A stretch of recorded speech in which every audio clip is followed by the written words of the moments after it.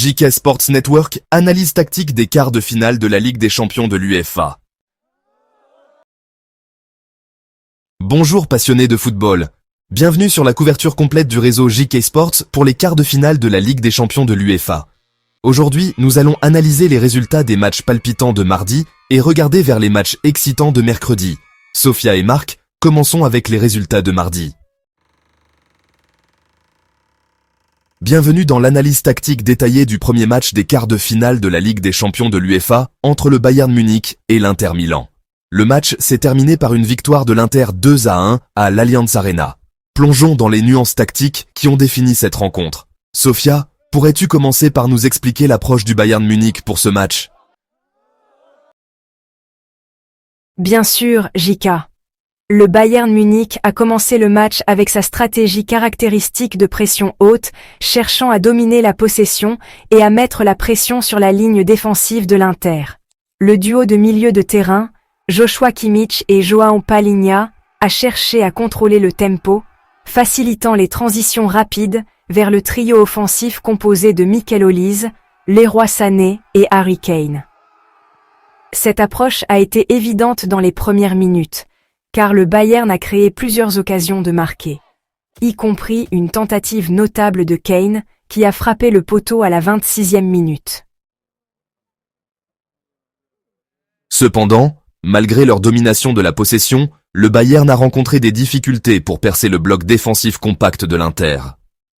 L'Inter Milan, sous la direction de Simone Inzaghi, a utilisé une formation disciplinée en 3-5-2. Mettant l'accent sur le maintien d'un bloc défensif solide et l'exploitation des opportunités de contre-attaque. Cette stratégie a porté ses fruits à la 38e minute, lorsque Lautaro Martinez a profité d'une contre-attaque rapide, concluant une action bien orchestrée pour donner l'avantage à l'Inter. Ce but a en effet mis en évidence l'efficacité de l'Inter lors des contre-attaques. En seconde période, le Bayern a effectué des ajustements tactiques, en particulier avec l'introduction de Thomas Müller à la 74e minute. Sophia, comment l'inclusion de Müller a-t-elle influencé la dynamique offensive du Bayern? L'introduction de Müller a ajouté une touche de créativité et de sens de l'espace à l'attaque du Bayern. Sa capacité à trouver des poches d'espace a perturbé l'organisation défensive de l'Inter. Cette influence a culminé à la 85e minute, lorsque Müller a réceptionné un centre précis de Konrad Laimer et a égalisé de la tête. Son positionnement et son expérience ont été décisifs à ce moment-là. Malgré l'égalisation, les vulnérabilités défensives du Bayern ont été exposées peu après. À la 88e minute, l'Inter a exécuté une nouvelle contre-attaque rapide. Carlos Augusto a délivré un centre millimétré à David Fratesi, qui a conclu avec calme pour redonner l'avantage à l'Inter. Cette séquence a souligné la susceptibilité du Bayern face aux transitions rapides et a soulevé des questions sur leur organisation défensive lors des phases critiques. Marc, en prenant en compte l'organisation défensive du Bayern, quelles lacunes tactiques ont contribué à encaisser ce but tardif? Un problème notable était le manque de couverture défensive sur les côtés. Alors que le Bayern poussait pour un but vainqueur, leurs latéraux ont avancé plus haut sur le terrain, laissant des espaces que l'Inter a exploités. De plus, les défenseurs centraux ont été attirés hors de position, créant des espaces que des joueurs comme Fratesi pouvaient exploiter. Ce scénario met en évidence l'importance de maintenir un équilibre défensif, même lorsqu'on cherche à marquer un but décisif. Sophia, du point de vue de l'Inter, comment leur discipline tactique a-t-elle contribué à gérer les menaces offensives du Bayern? La discipline défensive de l'Inter a été exemplaire. Leur ligne de défense à 3, protégée par un milieu de terrain travailleur, est restée compacte et organisée, limitant efficacement l'espace pour les attaquants du Bayern. Les pistons, Matteo Darmian et Federico Di Marco, ont équilibré leurs devoirs défensifs avec le soutien des contre-attaques, apportant de la largeur et étirant la ligne défensive du Bayern. Cette structure a permis à l'Inter d'absorber la pression et de frapper efficacement en contre. En résumé, ce match a été une démonstration fascinante de philosophie tactique contrastée. Le jeu de possession et de pression haute du Bayern Munich a été confronté à l'organisation défensive disciplinée de l'Inter Milan et à ses contre-attaques létales.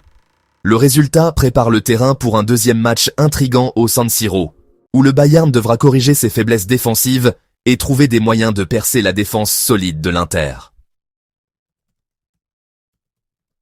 Merci, Sophia et Marc, pour votre analyse perspicace. Nous continuerons à suivre l'évolution des deux équipes à l'approche du match retour. Restez à l'écoute de JK Sports Network pour une couverture complète des quarts de finale de la Ligue des Champions de l'UEFA. Notre prochain match est un affrontement à l'Emirates Stadium entre Arsenal et le Real Madrid.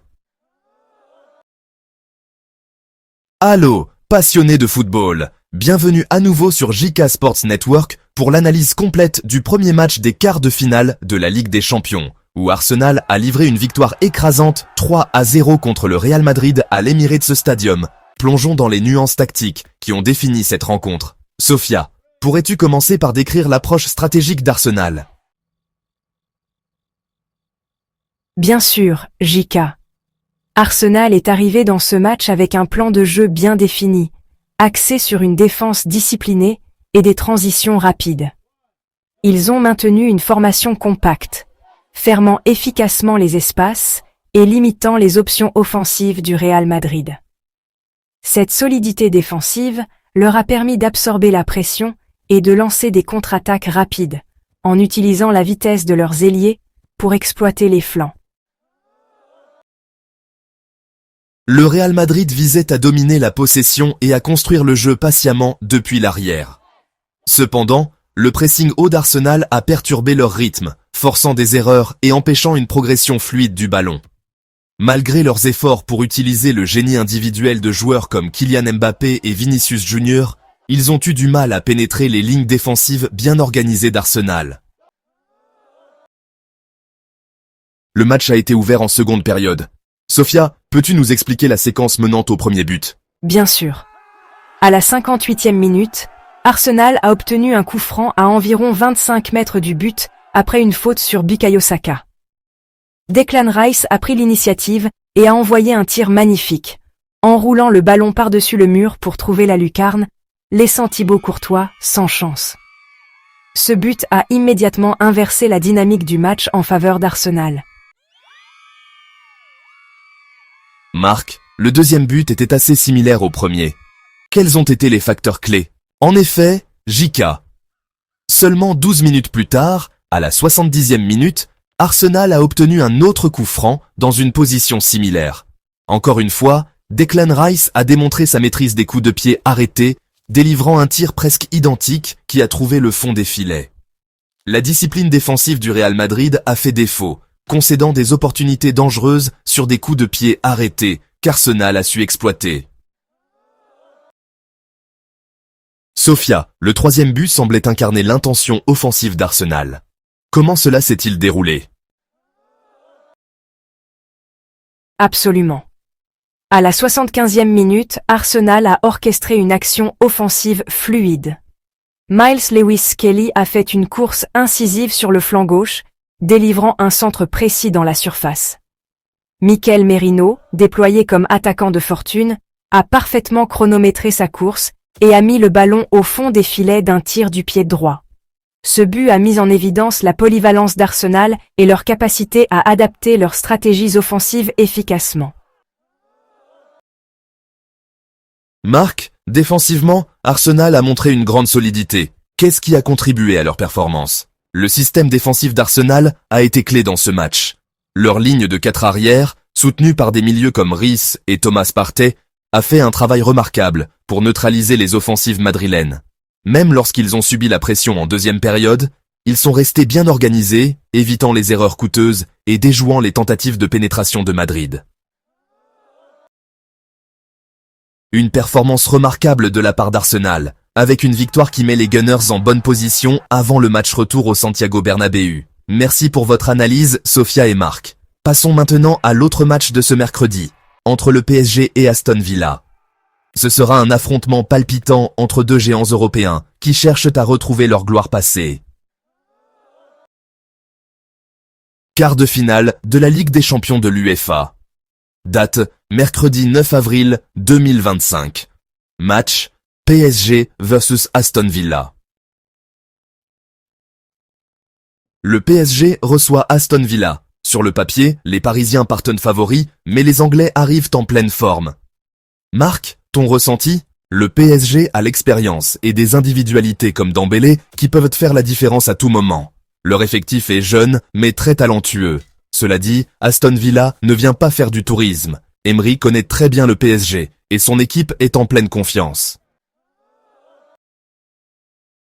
Exactement. Et Marco Asensio, prêté par Paris, est en feu avec Villa. Emery va poser un vrai casse-tête tactique.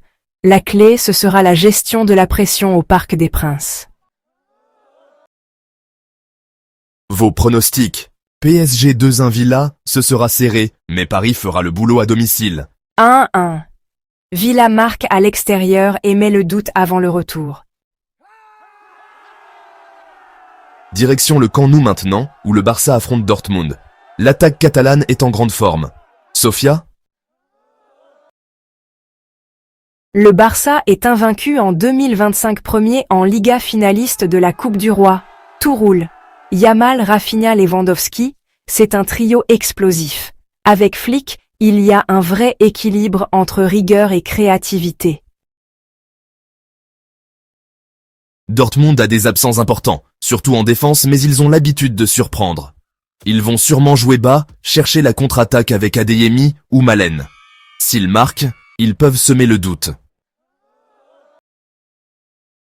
Mais si Barcelone ouvre vite le score, ça risque de tourner en leur faveur rapidement. Totalement. Et au Camp Nou, le public pousse fort. Vos scores. Barça 3-1 Dortmund. Match maîtrisé. Moi je tente un 2-2. Dortmund ne se laissera pas faire. Merci Sofia et Marc pour votre analyse pertinente.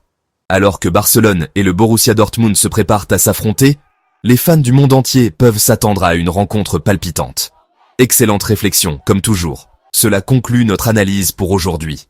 N'oubliez pas de nous retrouver demain pour une couverture approfondie des quarts de finale de la Ligue des Champions de l'UEFA. PSG contre Aston Villa et Barcelone contre Dortmund. Pensez à commenter, aimer, partager et vous abonner à notre chaîne, votre chaîne. De la part de toute l'équipe de GK Sports Network, merci de nous avoir suivis et à la prochaine.